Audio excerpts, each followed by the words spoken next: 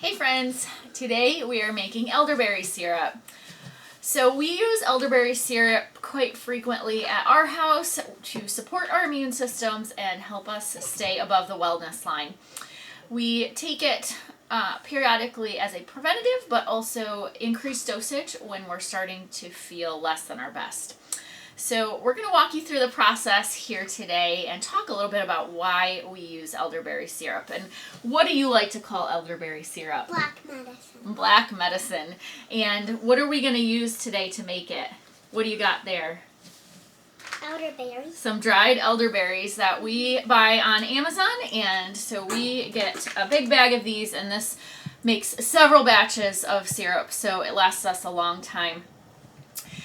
Elderberries have a lot of benefits, and so they're a really great option to help support your body in many ways. They have antioxidants and anti-inflammatory properties, as well as antiviral properties. They're also rich in nutrients, vitamin A, B, and C, potassium, so lots of great things that are included.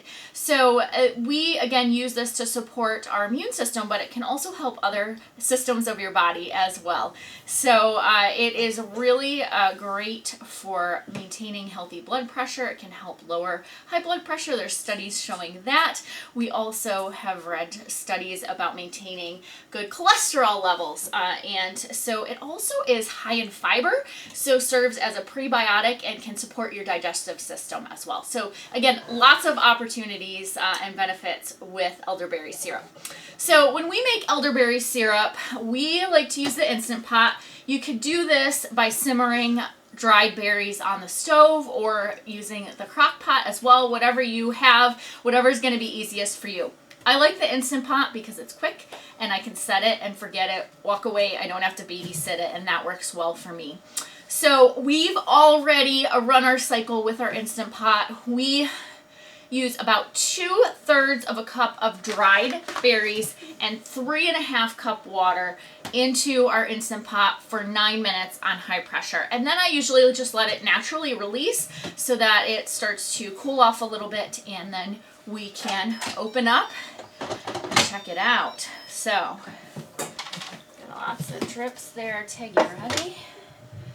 Okay, so we've got a strainer set up here in our bowl, and we're going to strain our elderberries that have been cooked here.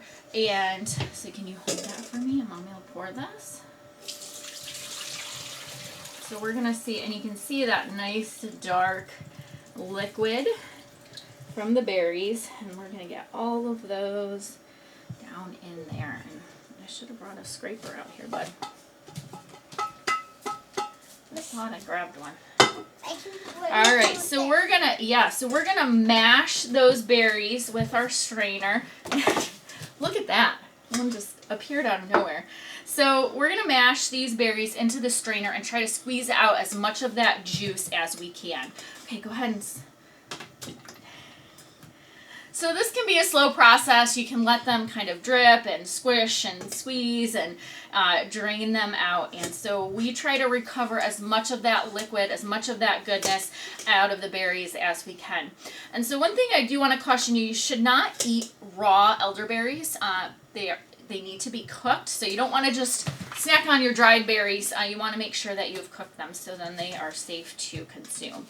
So we're going to squish and squish and recover that liquid, and then we're just going to discard the remains of the cooked berries, so they can go out in the compost or whatever you would do with that waste. And so we're going to get all of the liquid out of there, and we're going to try to scrape some more out of here. Keep that over top there, Bo, so it drips.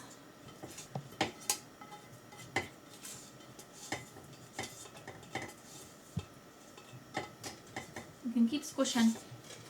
Keep squishing, squishing, squishing.